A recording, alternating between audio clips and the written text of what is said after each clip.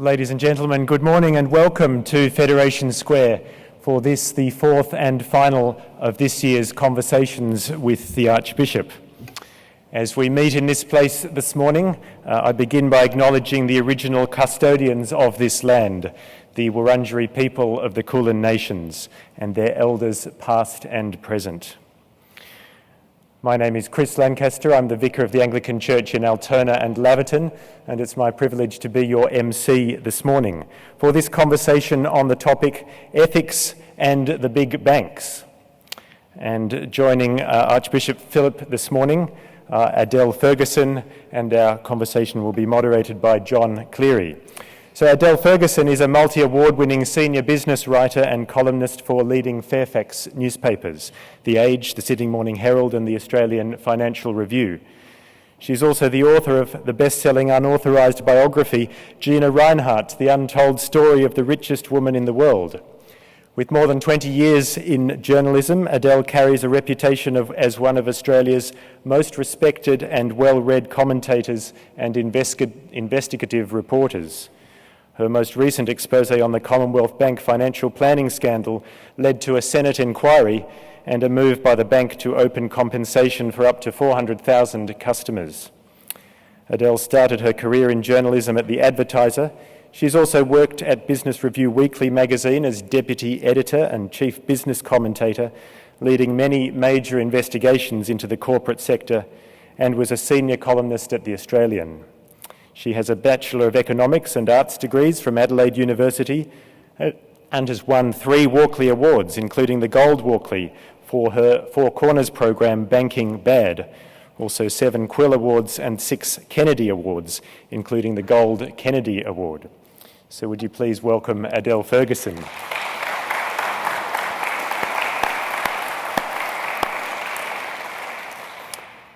And we welcome back to this conversation John Cleary, who is a veteran ABC broadcaster, one of Australia's best-known commentators on religion.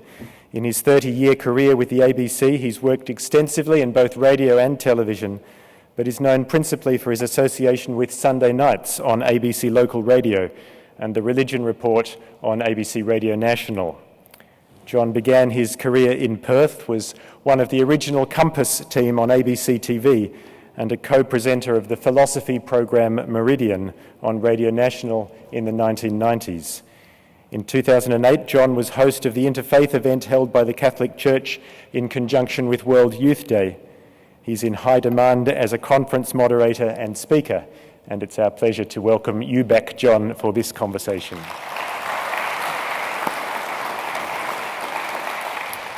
And so I hand over to you, John, for this conversation on ethics and the big banks. Thank you very much. It's not a hard topic to introduce this morning, but just a few words in starting. In recent months, we've witnessed the phenomenon of Brexit in the UK and the triumph of Trump in the United States. Most commentators have referred to 2 factors at play. One is the growing gap between rich and poor in Western countries over the past 20 to 30 years. The other is anti-immigration sentiment emerging as a flashpoint of resentment, best seen in Australia most recently in the resurgence of the One Nation Party. In previous discussions in this place, we've looked at Australia's changing attitudes to refugees and asylum seekers and touched on the latter of those issues. Today we'll be turning to that underlying, perhaps causative factor, the recognition that here in Australia too, the great economic and social changes of the past 30 years are not necessarily benefiting all equally. It's become most clearly evident in the work of journalists such as Adele Ferguson, whether it's scandals at the top end of town, such as CommInsure and the once trusted banking system, or exploitation of workers at the bottom of the pile, such as 7-Eleven. It seems it's not just the economics that have changed, but the very rules of the game seem to have shifted. Attitudes to what we call social responsibility, or in religious terms, the question of who is my neighbour, do not seem to have the answers that once they had. Archbishop Philip, perhaps I could turn to you first. What spurs your concerns to put these issues on your agenda for today's discussion? Yeah, thank you, John. Well, I think, as you said, there's dissatisfaction about how the society is delivering benefits to people who seem to be almost structurally locked out of those opportunities. And I think in many parts of the Western world, we're seeing that disadvantage is now an intergenerational reality, and all the aspirations that we once kind of commonly shared, and perhaps some of us experienced here, that we might, irrespective of how we were born into society, we'd have an opportunity through an education system and then opportunity to achieve the things that might have been our potential. I think for an increasing number of people, that doesn't seem to be how it works anymore. And I think that's very likely that will mean that there is a very deep resentment to those things.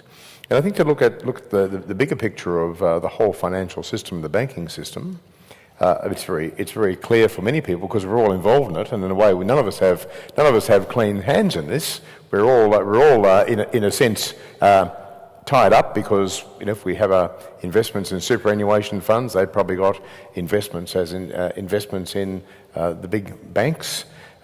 We might, if we have any money, want to deposit that and get an interest rates and so forth. But I think that people feel that things aren't actually working in a very fair way, that there's an enormous gap between the benefits for the shareholders and the corporate executives, and a seeming lack of attention to how the banking system works for people who are the small players in it. And I think we've seen that. We'll probably explore that in the gap between changes to the official interest rates and changes to rates.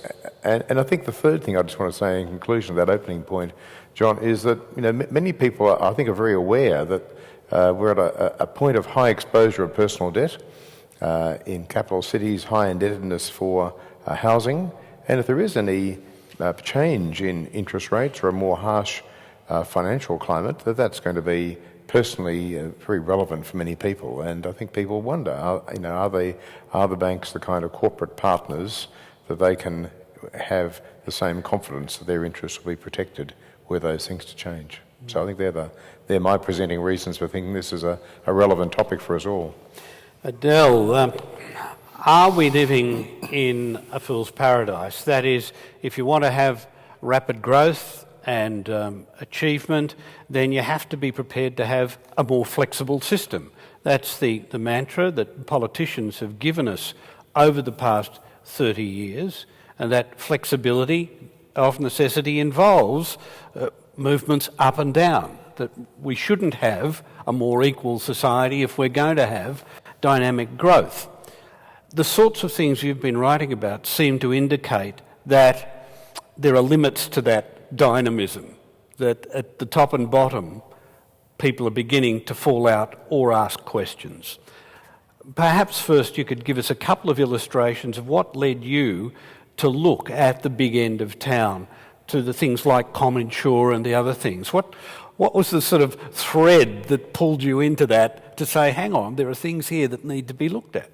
Well, in the case of Commonwealth Bank, it was a whistleblower, Jeff Morris, who had come to me, and he said that he'd gone to ASIC, which is the corporate regulator, 18 months before to blow the whistle on misconduct inside the financial planning division of, the biggest bank in the country. And he'd witnessed forgery, fraud. Worse still, he'd witnessed a cover-up by management. So there was a dodgy planner, and he had 1,300 clients. The GFC had happened. And with that, people had lost money. Everyone lost money in the GFC, but what it also uncovered was a lot of misconduct by the financial advisors. They were getting these fat commissions and also they had targets. So they were getting told, you have to flog these bank products. And in return, you'll get these rich rewards. So everyone was just putting these retirees into products that were completely inappropriate for them. When the tide went out, they were left with nothing. And Jeff went to ASIC, regulator did nothing at all, and then he came to the media.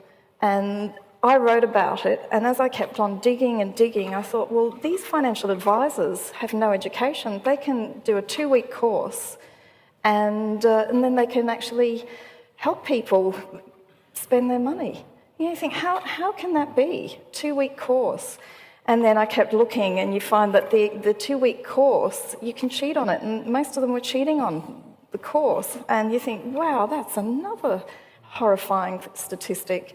And then you find that they might get sacked and they can go to the next institution, and they just keep going on and on and on, and there's no accountability. And where's the regulator in all of this? And so that's how it really, so you just pull one thread and you just kept on finding more and more things. And then there was Commonsure, which was, again, thankfully another whistleblower who was a medical doctor who was running the life insurance. He was the chief medical officer. He'd used the internal whistleblower policy of CommBank to explain what he was seeing. He was seeing that claims managers were leaning on doctors to change their opinions, to knock back claims. He was seeing that some documents, customer files were going missing. He didn't know whether it was a glitch or it was deliberate. And many other things like that.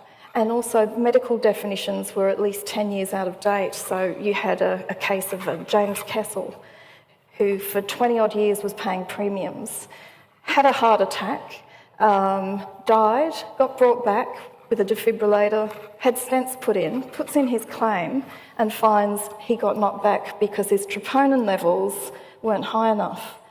And then, the doctor is saying in there, these troponin levels are 10 years out of date. No one can actually make a claim. But they were still flogging these products. He got terminated. So he came to the media. And that's how the Commonsure happened. And then ASIC did an investigation into it, and the report came out a few weeks ago, which showed the whole industry has got massive issues. It's systemic. So that's really, you just keep digging and digging, and you just find more and more. This is a long way from the days, perhaps pre the 1980s, pre the 1980s, when those big banks, perhaps the Commonwealth Bank or the State Savings Bank of Victoria, that were here in Melbourne, were regarded as institutions that in some ways not only preserved your money, but were safeguards of the ethical framework within which your financial resources were looked after and kept. You seem to be indicating that one side of that equation seems to have drifted away, that whole area of sort of corporate ethics at that top end has had a sea change, has had a fundamental change. Yes, absolutely. I think a lot of it boils down to the remuneration structures, the incentivised workforce, right from the top to the bottom of the banks. There's, whether it be commissions or bonuses, everybody has to perform certain targets, and if they don't, then they'll get punished. If they do, they get rewards. And when you've got a slowing economy, targets become tougher, competition is tougher, and so you cut corners. You do things that you shouldn't do, and it becomes you're putting profits before people. Let me ask one other question before we sort of begin to explore this more deeply in the ethical area. That's the top end of town. Some of the articles you're writing, and particularly through the material you've unearthed, also indicate there's a change in culture at the other end of town too, so that the 7-Eleven story, or it's basically workers at the bottom end finding their conditions of changing rapidly as well. Are there common threads here? Yeah, I think that the other thing is, so labour is another easy target to cut costs. So there's been a trend to casualisation of the workforce, and with that can become, you can exploit it. So you have, for instance, charities are using third-party fundraisers to raise money. These third-party fundraisers are using independent contractors. It's really sham contracts, and people are getting paid $2.50 an hour in some cases. Labour hire companies. And then there's labour hire companies where you're seeing, supermarket chains, instead of hiring people, they're using labour hire companies, and they're then not responsible. It's sort of, they can turn a blind eye to what's going on. And those labour hire companies are hiring visa holders and paying them $10, $11 an hour and getting away with it because the penalties are so low even if they get caught. Archbishop Philip, there once was a period when organisations such as the churches and other bodies could be seen as having a voice into these sorts of affairs. Is part of the problem that the structures of our society have shifted to such an extent that those ethical debates, there's nowhere for them to play into the system directly in the way that perhaps there once was, where there were more... Our society is so much more diverse these days, that sort of the old clubbishness, if you like, of the gentleman's club, or where yourself as Archbishop would be sitting with board directors and others, those days seems to have long gone. They're part of another era, and yet there's nothing that's quite replaced them. Well, I think we're dealing, and most of us here in our lifetime can probably remember that a visit to a bank manager to get a loan was a bit like a moral inspection. You would be examined as to your habits of saving. Did you have appropriate thrift? What were the kind of the patterns that would make you a reliable person to repay a loan? And there would be a very thorough examination, and most people would have probably approached that bank manager, who would have been a benign older male probably at the time, with some sense of these were people who knew about right and wrong. They would be trying to give them guidance that would be in their own interest. So it's not surprising to me that banks build up a moral authority over time, because we want them to be reliable and trustworthy. In fact, our governments during the GFC invested heavily to make sure that the banks would not fail and their deposits were guaranteed. But I think that many people's more recent experience is that's swung around quite a bit, and that you're quite likely to be recklessly offered credit.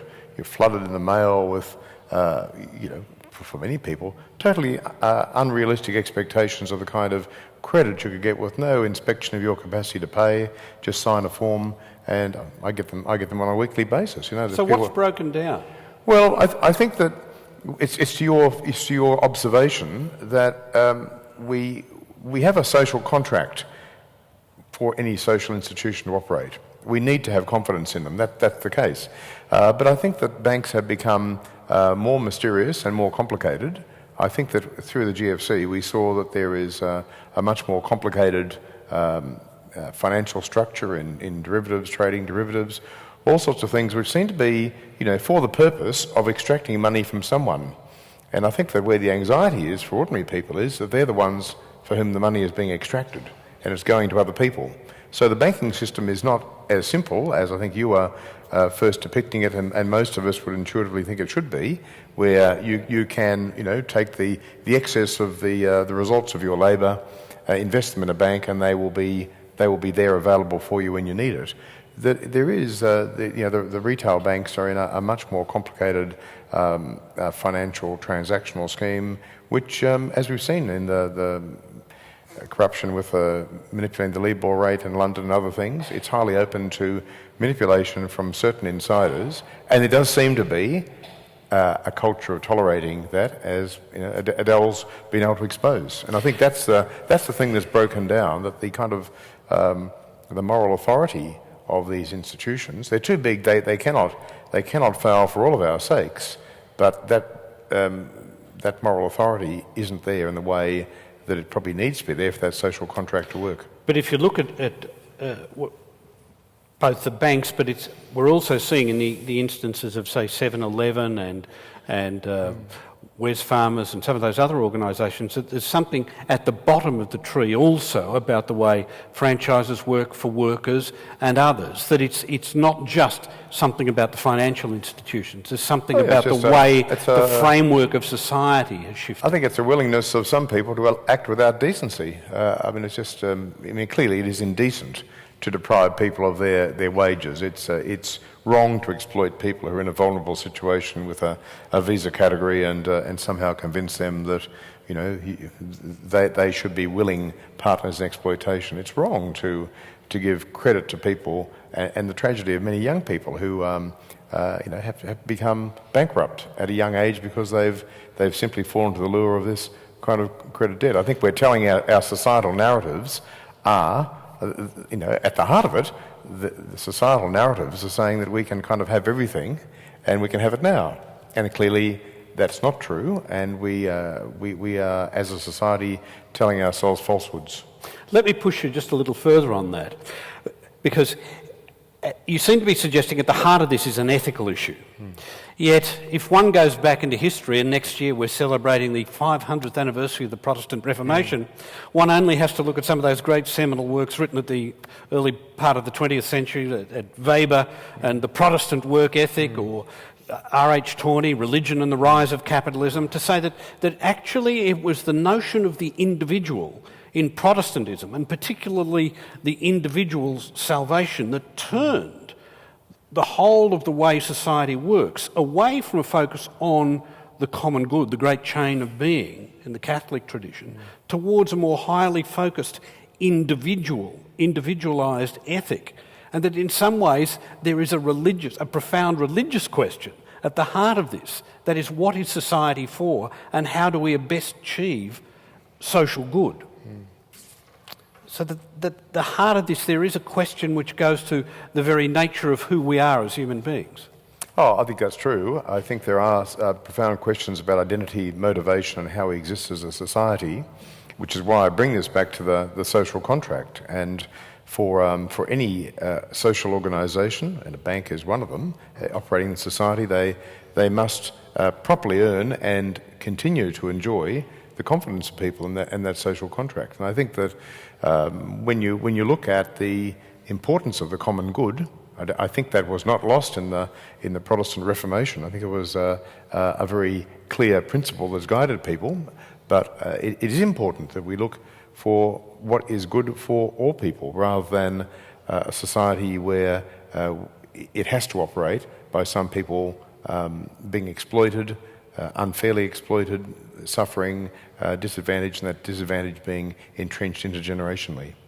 So where do you think we begin to have this discussion? Does it begin in the boardrooms? Does it begin in local churches? Where are the institutions that need to actually begin to be talking about this? Have we lost the game, for instance, with our politicians? Well, we've lost the game a bit in the global financial crisis when we had a centralisation of financial instruments into the big four banks. The smaller operators fell out of it. And I think that there will be, over time, a resurgence of the credit unions, smaller scale things. I think that there is the opportunity of digital disruption that will make actual peer-to-peer lending more possible, but I think that'll happen over time, because it's quite imaginable. What do we value in a bank? Why do we allow all those profits to be made, difference of interest rates? Because we're wanting to give a premium for our confidence. We want it to be, we can confidently deposit money, have systems that work. But if in a digital world you could form a consortium, say, of 10, 15 people who might decide to give a loan for someone here to buy a house because you're confident of who they are and you're confident they'll pay you back and you trust them, there's a whole opportunity of digital disruption, I think, eroding the value basis of the big banks. And so I think we are on the brink of some technology-inspired change, but at the heart of it, it is really about confidence and trust.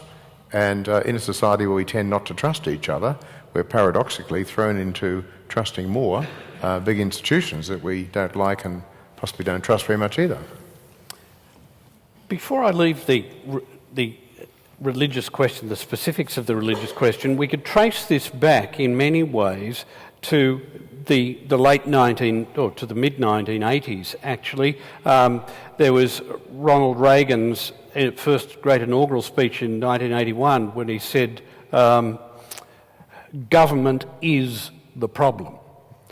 Or a few years later, Margaret Thatcher's statement that there's no such thing as society, there are only families and individuals. Or perhaps more appropriately, her statement to the Church of Scotland Assembly in 1988 in what's become known in journalistic circles as the Sermon on the Mound, rather than on the Mount, when she stated, Christianity is about spiritual redemption, not social reform.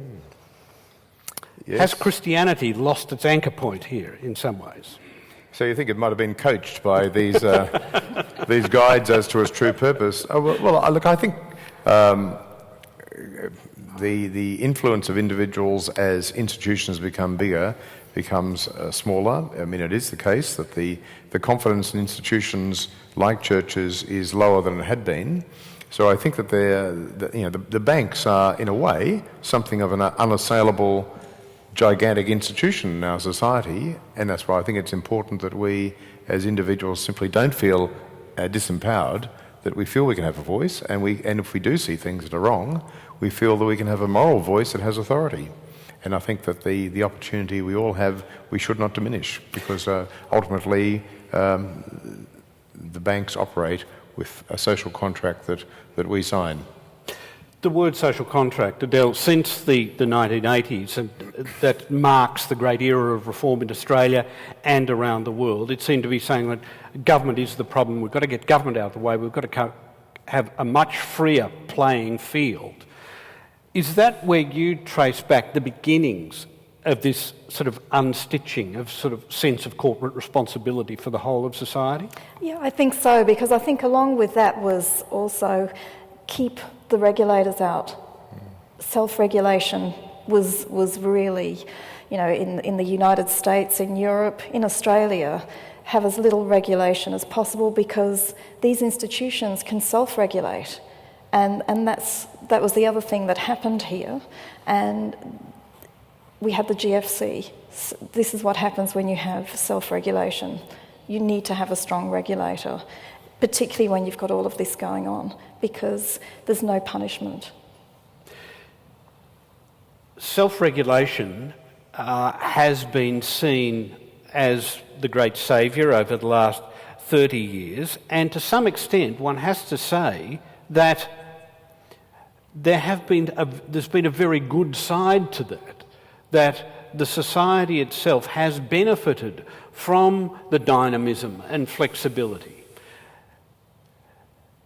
But the frame of that social regulation you're suggesting has now sort of drifted. It's not there in sufficient numbers. Where do you look for it to come back? Do we see politicians, in your sense, with any understanding, that's currently pushing for a royal commission for into banks, yet there's pushback from the government on that? We seem to be now really in a situation where, if you like, the old voices that used to be called the sort of communitarian left have sort of crumbled in the face of this. There's a buy-in to the general maximise the free market to its greatest possible extent, and those who want to push harder on the free market edge are saying, no, just give it time, this will work.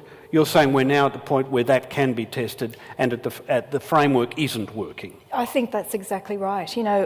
There was Ernst & Young did a global survey of 55,000 bank customers a few months ago, and it found 4 out of 5 customers don't trust the bank to give it unbiased advice, and they don't believe the bank is acting in their best interests. When you're getting surveys like that, and then you're getting scandals all over the world, because it's not just Australia, when you're getting 2/3 of the population here polling for a royal commission, the politicians have to start listening. And you've seen that the Labor Party's come out backing a royal commission. So in turn, because of that, look at what we've seen so far. We've seen the Turnbull government has come out and said, we'll increase the resources of ASIC. We will beef up the penalties of ASIC. We will have a banking tribunal. We'll look at compensation for victims, setting up a new panel, because it just hasn't worked. You've got the Financial Ombudsman Service which is a way for people to go to if they've been ripped off and they can't afford a lawyer. There's a 2-year delay. The Superannuation Complaints Tribunal is another panel that was set up. There's a 4.5-year delay. You imagine if you've lost your money and you're in a queue for 4.5 years. The system is broken, and it really needs to have a holistic look at what's going wrong so that we can fix it. where does that pressure come from? Do you think that the experience of victims is beginning to tell strongly enough in your experience? I think so. In the system? Yeah, I do. I think, through the polls it is. And we saw for the first time a few weeks ago the Commonwealth Bank had its AGM and there was a 49% vote against its remuneration package. So that meant the big institutional investors had to go and vote no.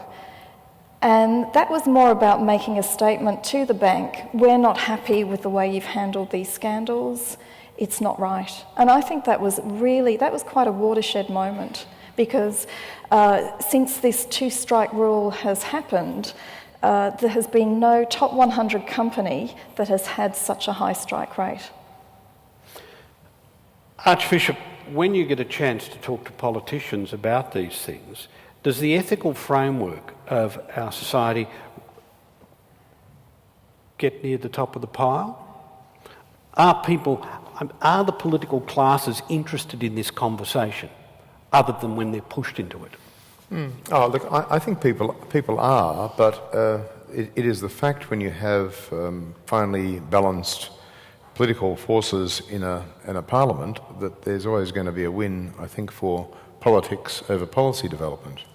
So I think that we're in an awkward period where the politics of any issue will be to the forefront.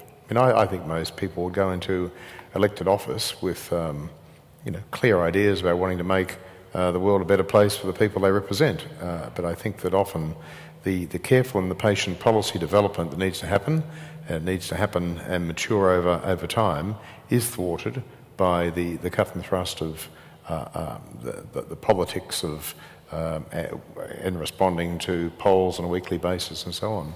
But we are in the financial system trying to do something which is a bit amazing in that, if you build a big dam you can store water and you use it or it evaporates. It's not that complicated. But storing up money is not as simple, because you can't just kind of get it and sit it. It actually has to have it has to keep moving for its value to be retained in the real economy.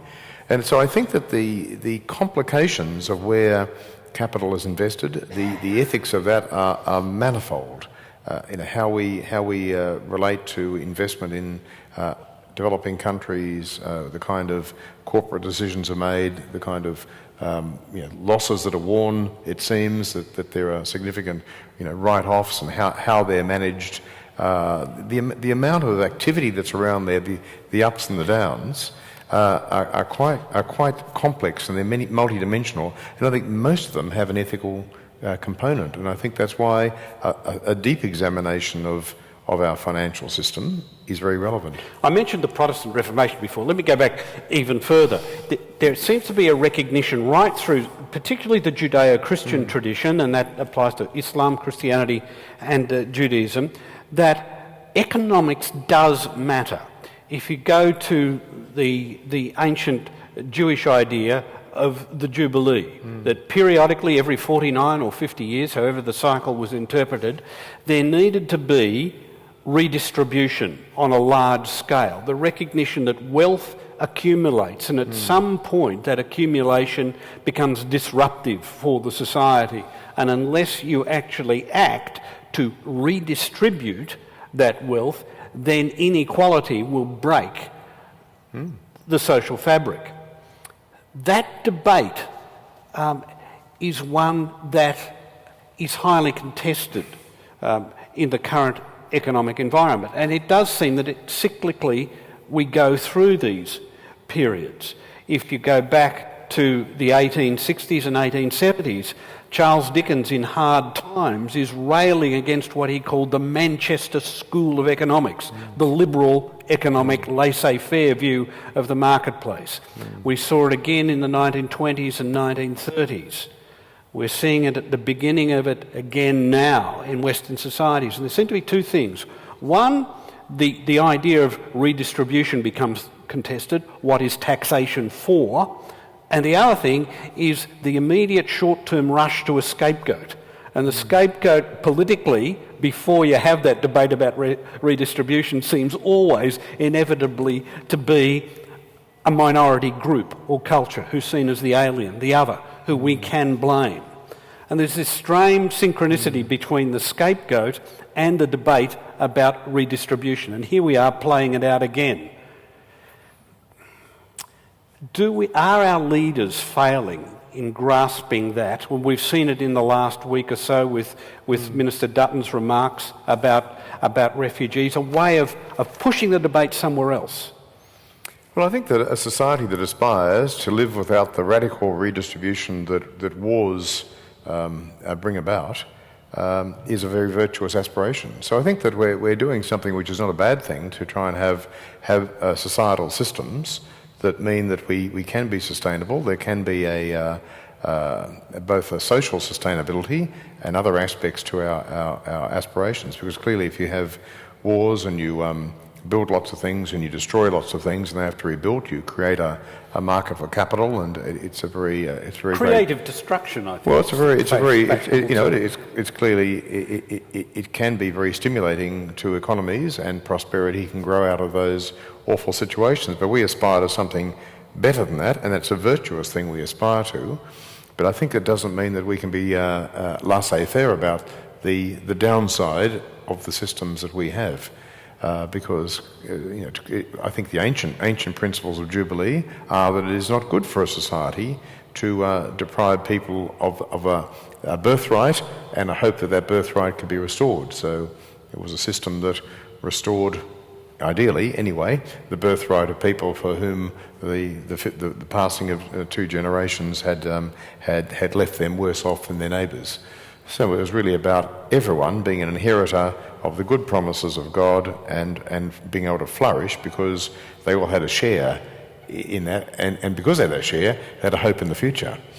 And so I think that in a society where people lose hope, they don't think that their future is ever going to be improved. We're in a very bad place, and that's the internal corrosion that actually destroys this very virtuous aspiration we have to have a stable society that isn't going to have inevitable interruptions of armed conflict. And we get the scapegoating that we're seeing at the moment too. The scapegoating of the other. Somebody else is to blame. The system's not to blame. Those groups are to blame. We've got a new situation where we've got significant transnational corporations who are in a way supranational. So I think we are replaying some of the old narratives of national identity and national homogeneity and dislike of people who seem to disrupt that. But that's a very old narrative, and the new narrative really is about how we relate to transnational corporations, how we have the limitations of power of a nation state. And so I think we're running up against some of those. But yes, I think some of the old solutions of blaming someone in a simplistic way are always going to be alive.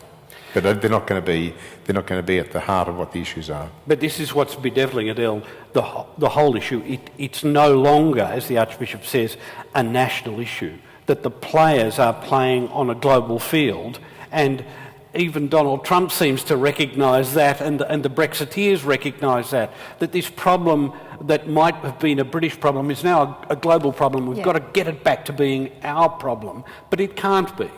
Ultimately, those banks who one wishes would fit into a moral universe that we can understand and work for our society will say, we're captive to a much wider external playing field. And at the same time, we're getting cultures that want to retreat away from accepting that global playing field. We're caught almost. And those people at the top end of town will say, well, look, sorry, we're prisoners to the system too. Yeah, that's exactly right. And part of that prisoners to the system of this whole remuneration structure, that's a global phenomenon, and one of the reasons why much of what's happening.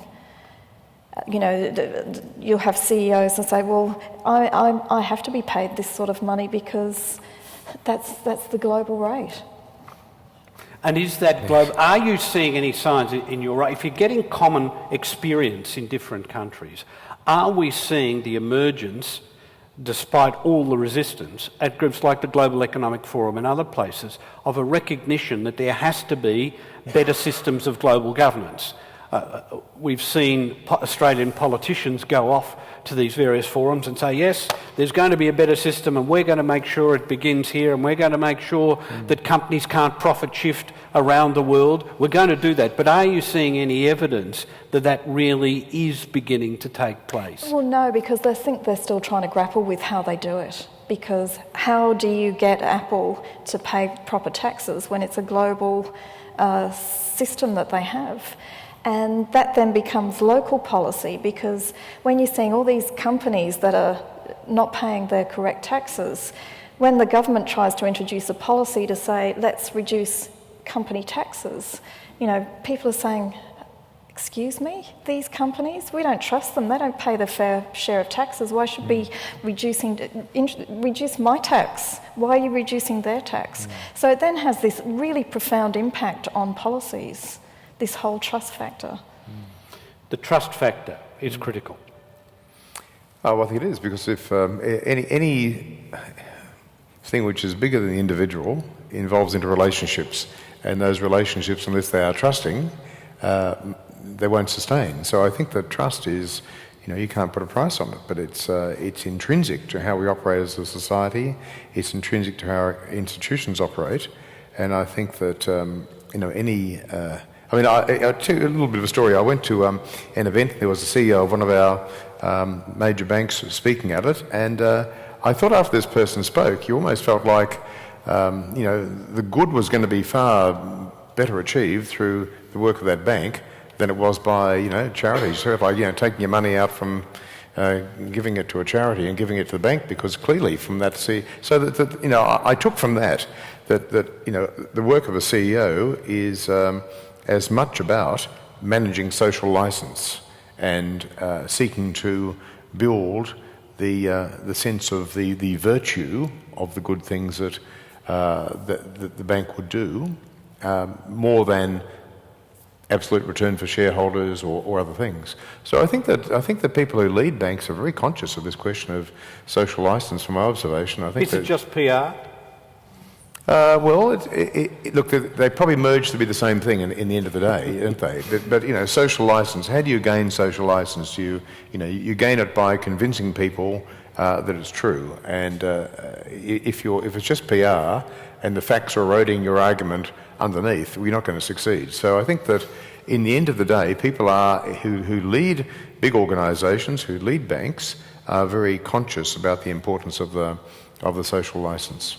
And I think that's why we should feel empowered, because we actually hold the other side of the agreement. Well, Adele, let's talk about that. What do you see as the sort of lights of hope in the system? I think one of the great things that's come out of the work you have done is this exposure that these big policies are actually having real-time, real-world effects on ordinary people. We're seeing regular discussions now about building up the power of ASIC. We're seeing calls for a banking royal commission seem, despite the prevailing economic currents, gain traction. Are you optimistic that those things are beginning to bite in your discussion with political leaders, economic leaders and others? Are you more hopeful now that things will begin to bite?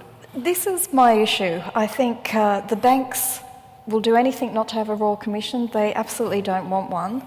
So they are offering a number of policies that they will change. They're offering to improve whistleblower protections. They're offering to set up a compensation scheme that they will fund. They're doing many things to reform themselves. At the end of the day, if it's just about getting the spotlight off them, things won't change. What they have to do is genuinely want to change, and that I'm not sure of. So I'll give you an example of 7-Eleven, which is, the convenience store. They were exposed for widespread underpayment of workers. They felt so horrified at the public outrage that they set up a compensation scheme, and they put Alan Fels as the head of the panel. And they started paying out people, and they changed their business model, and they apologised, and you think, hey, that's really impressive. And then as soon as the media spotlight goes off them, they sack Alan Fels, and they start to get rid of franchisees that aren't profitable. Those franchisees that they originally sold those franchises to and didn't mind they weren't profitable because they were underpaying workers. So you then say to yourself, how genuine were all those announcements? It was just to get rid of the public glare. And I'm hoping that the banks aren't doing the same thing. You're seeing the similar thing now that you've revealed in the last couple of weeks with Celtx. Yeah. Franchisees are in trouble, and it's the franchisees who tend to get blamed rather than the franchisor in this case. So you're seeing that behaviour replicated. Are you seeing any evidence that the government are prepared, or other groups are prepared to actually resource groups like ASIC to actually do the job? And are there appropriate regulators available for many of these areas? So one of the problems with ASIC is it's not properly resourced, it doesn't have strong penalties, but the heart of the issue with ASIC is it does have quite a lot of power already. It chooses not to use it. And that's the key issue. So you can throw as much resources at a regulator and give it more and more powers, but if it actually isn't using them, nothing's going to change. So why? Why does it choose not to use them? Well, at the Senate inquiry into when the CommBank financial planning scandal broke, there was a Senate inquiry called into ASIC, into its performance, because they thought, let's use CBA as a case study to see what on earth went wrong with this regulator. Why would it not listen to a whistleblower for 18 months? And when it finally did, it gave the CBA 2 weeks' notice that it was coming in to raid them. And, and a lot of stuff came out of this Senate inquiry, and the conclusion of it was a timid regulator that was too close to the big end of town. And in fact, the chairman of ASIC actually said in front of the Senate, I have been too trusting of some of these institutions. When they're saying we're doing something, we've believed them. And I think that has to change. I think the regulator has to not be so close. You know, with the NAB scandal, they were sending draft press releases to NAB before announcements were being made. You know, and you think, why on earth is that? With Celtx, the regulator, the Fair Work Ombudsman, actually sent out a statement telling Celtx, we are going to raid stores across the country, let your franchisees know. So everybody was waiting. That reveals a deep, almost cynicism within the system, and it goes back to the issue, Archbishop, that you've raised, that trust is at the core of preserving the social contract. And we seem to be going through a period where, quite legitimately, trust is at issue, that we are losing trust in our own structures. I think that's true, and I think that for the public to feel confident that there is proper scrutiny, that there are robust means that are transparent for failures or abuses to be identified and to be uncovered, gives people confidence and trust. So I think that there is a role for a more robust and greater, more vigilant regulator of these matters, where ordinary people can feel that their concerns are going to be heard and acted on. We've just skated across the surface of what is a very intense and, I think, socially significant discussion. It's time now to open up for questions. Thank you to the organisers and the participants for the discussion today. Look, I agree that bodies should be held to oversight and account. Of course, the Anglican Church has been mentioned in dispatches in the Royal Commission into Child Abuse recently. I think the Royal Commission idea ought to be looking at government agencies. You've mentioned shortcomings in ASIC. I attended a meeting with Professor Alan Fells and Marion Wilkinson and Jeff Morris at the Melbourne Press Club earlier this year, and provided them with information about shortcomings in the Trio Capital scam, which was the largest super fraud in Australian history.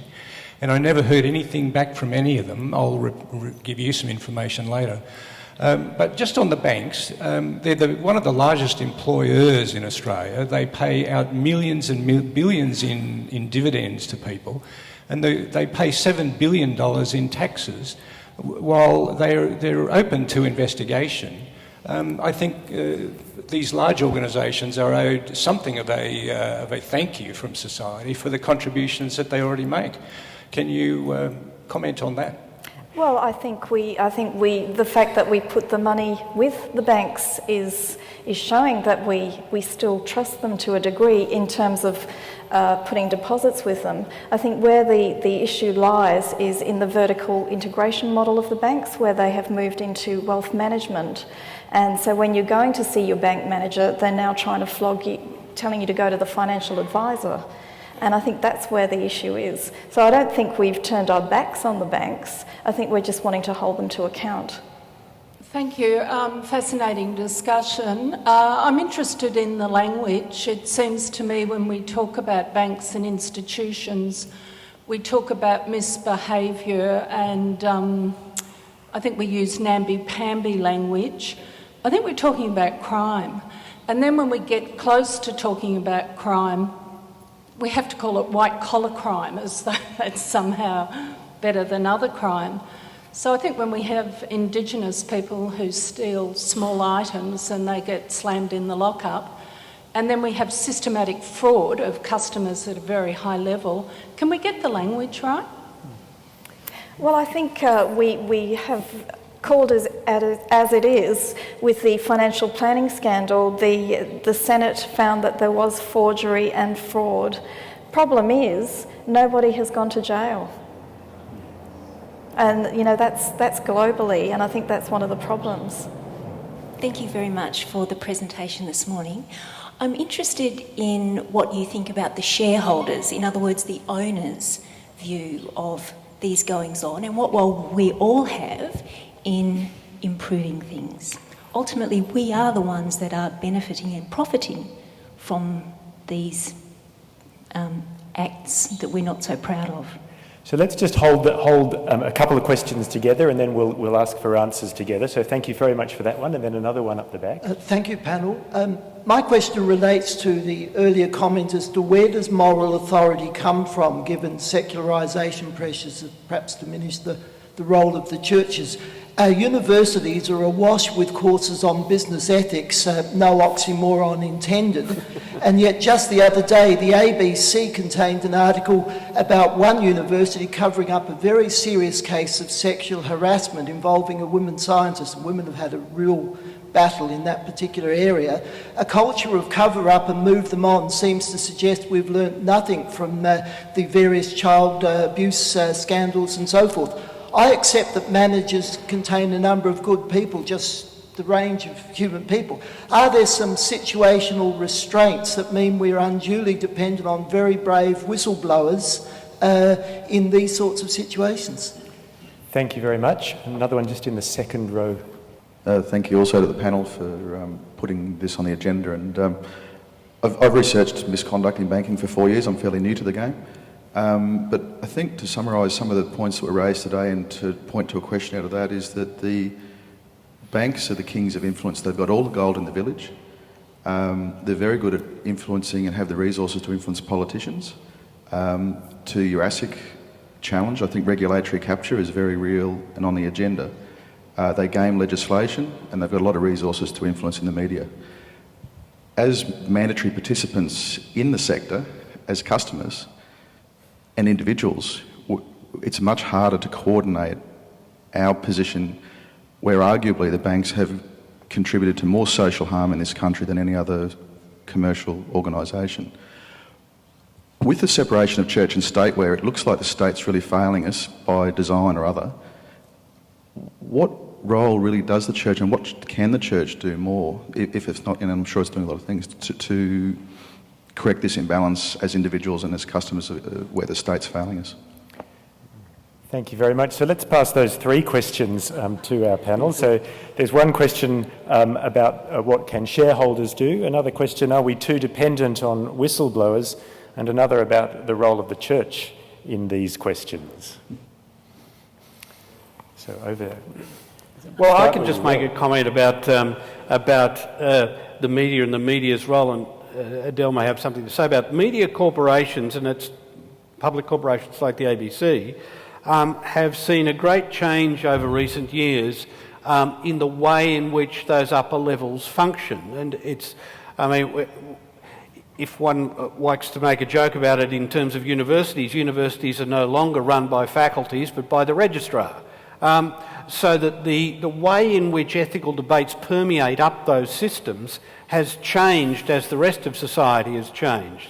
That is, the people who actually make the decisions are not necessarily those who are wrestling with the ethical problems that institution is designed to sort through. So I think there's been a profound shift in the way our culture runs itself, with the sort of managerial elite that says, I'm a manager, I don't have to necessarily know about a depth about this particular area. I have my own set of values which can move me from a university to another sort of institution into the commercial world and back. And that culture in some ways is self-sustaining and builds up its own sets of values that are not necessarily related to the organisation it works in. I don't want to push it too far, but I do think that's another factor in the way the debate doesn't work or fails to work. And it can give plausible deniability, yes, which is what happens. In terms of what can shareholders do, I think they can vote at AGMs, which is what happened with CBA. You had a 49% strike rate. If it happens again next year, so there's 2 strikes in a row, it then goes to an extraordinary general meeting, and if there's a 50% strike, then there's a spill of the board, which that's never happened before, but shareholders do have clout. They can speak up, because if they threaten to sell the shares when you're a big institution, that can have an impact, and boards listen. Yeah, it's interesting, the question about the role of churches. There's a paradox in this. A lot of churches run things that they broadly call development funds, where members, will loan money for church purposes and establishing new churches, all those kind of things. Now that's an area which is outside of the banking system, but it's come under more and more regulation. And the paradox is that many smaller entities have actually given up running those. So because the compliance, the regulation, so all of the regulatory effects, which are well intended to protect people who would invest their money in funds like those, it's pushing those to scale.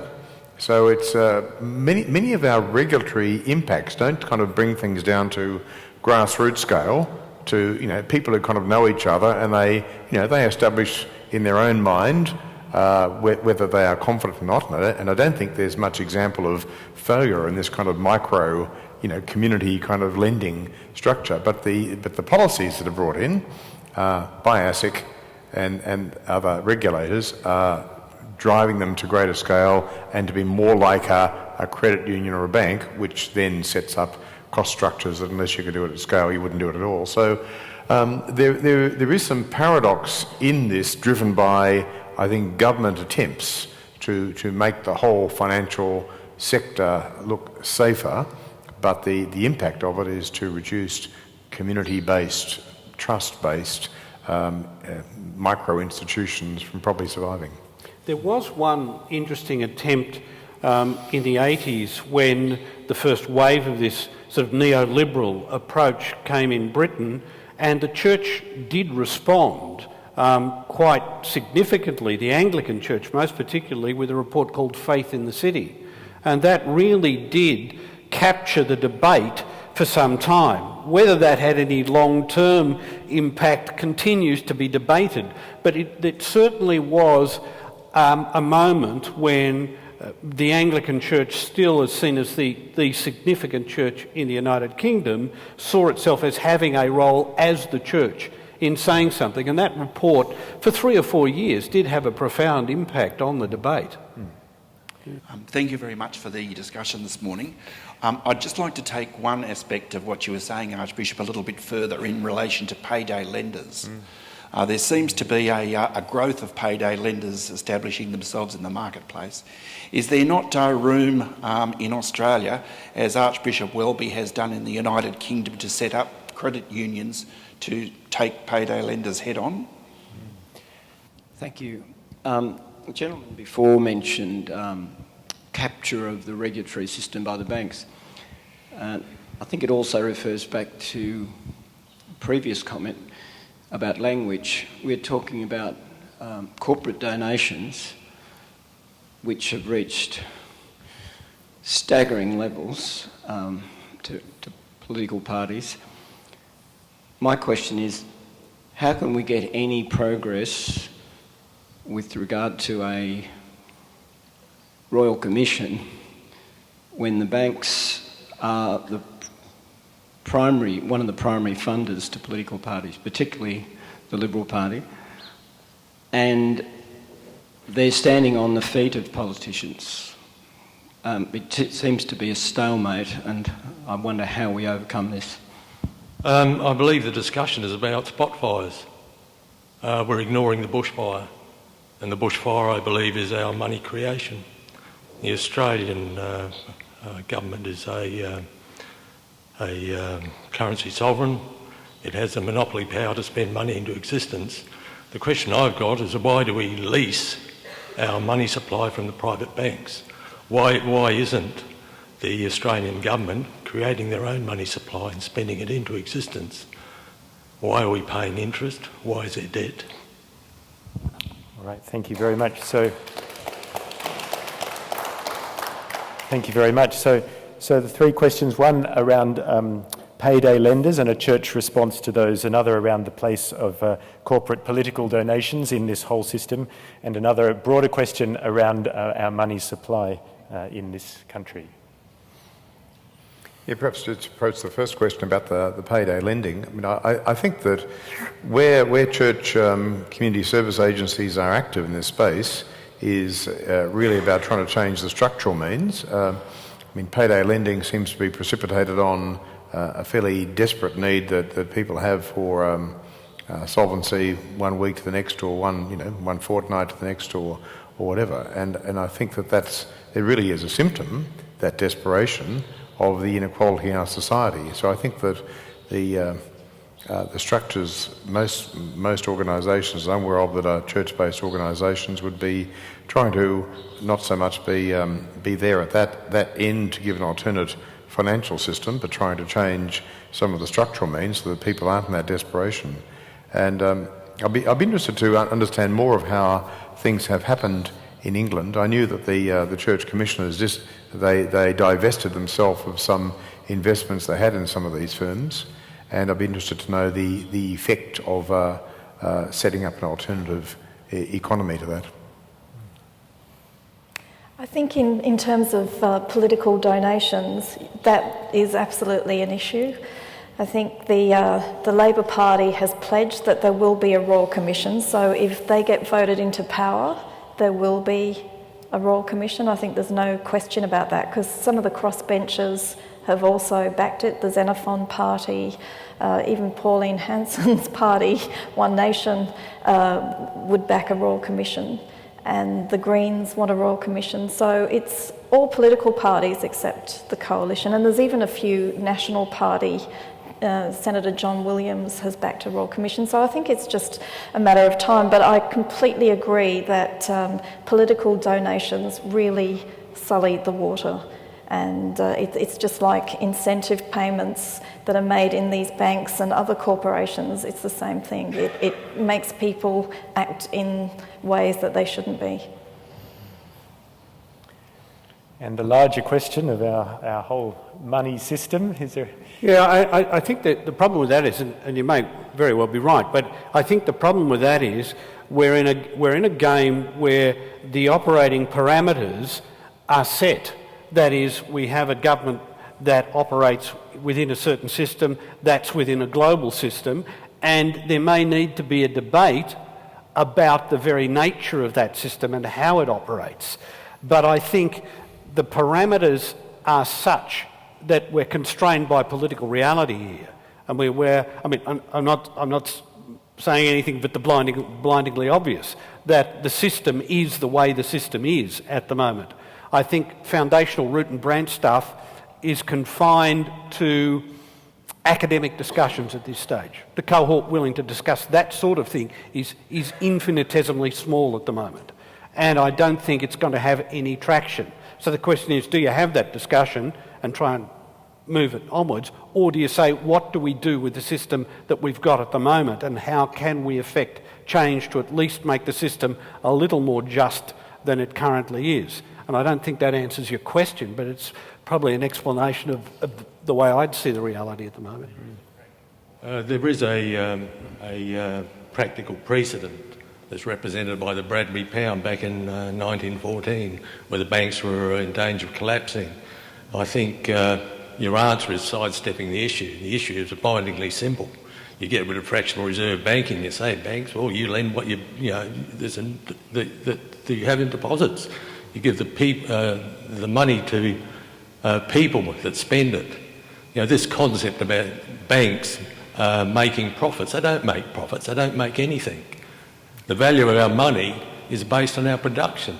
We have productivity in this country decreasing. We are becoming poorer as a country. We've got a lot more money, but it's not worth as much. There are fundamental issues that are being sidestepped. And part of this conversation is sidestepping those fundamental issues. We don't produce cars anymore. Our farmers are going broke. I'm an ex-farmer. It's been done over by a bank. I know what it's like. So, as I said, sidestep, side issues. You talk about minor things which focus a conversation on a particular area at the expense of the larger argument. Thank you. Thank you very much. Thank you for that. I think we have time for just one or two more questions.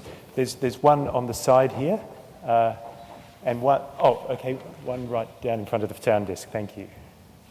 We've obviously been ranging over some pretty big issues, but I'll keep my question quite specific, and it relates back to accountability. And my experience of my working life is accountability really comes back to specific performance requirements, and that applies to CEOs in banks as well. So the question I have for Adele is, whatever happened to the great hope of triple bottom line reporting, which takes into account social responsibility, environmental responsibility, as well as financial and economic responsibility? Thank you very much. And just up the back, please. Yes, just a comment about the political donations. There have been moves by, I think off the top of my head, it was Westpac and NAB recently, to stop all political donations to whatever party. So to basically try and achieve this kind of, we're neutral and we have no interest in who's in power.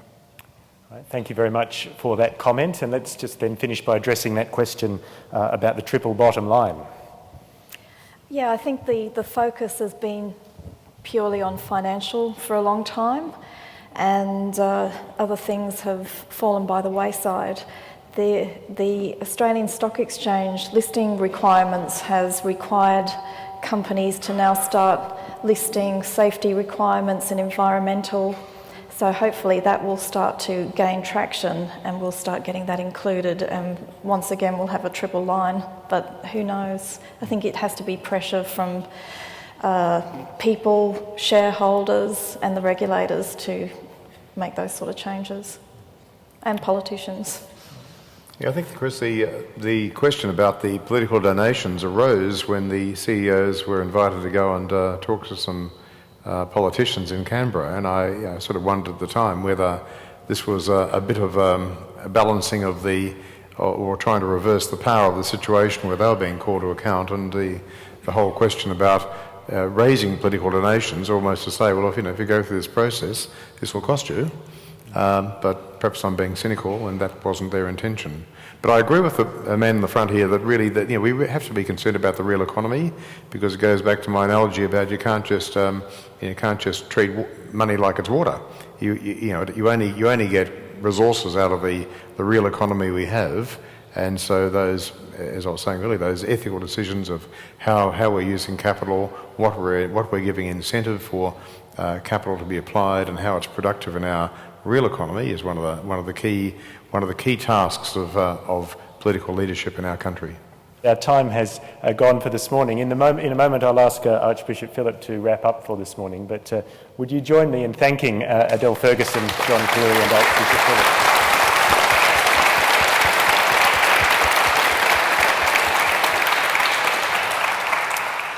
Yeah, thank you, Chris. Well, I think we've seen the value of having a robust and independent media because many people have followed Adele's work over a long period of time.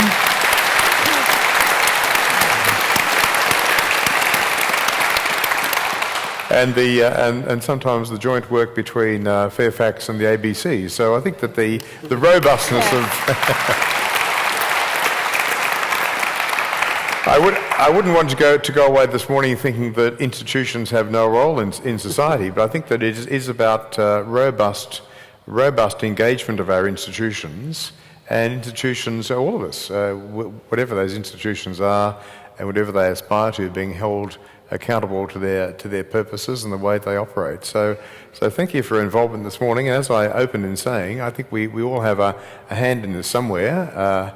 Because we had the point of the number of people who are employed by banks, the number of people whose resources are invested there, people who look with expectation on that money being available and perhaps growing, and some of the problems have arisen by people's expectations being overly ambitious, of being prone to promises that they would be able to outperform the market, outperform other indices by significant events.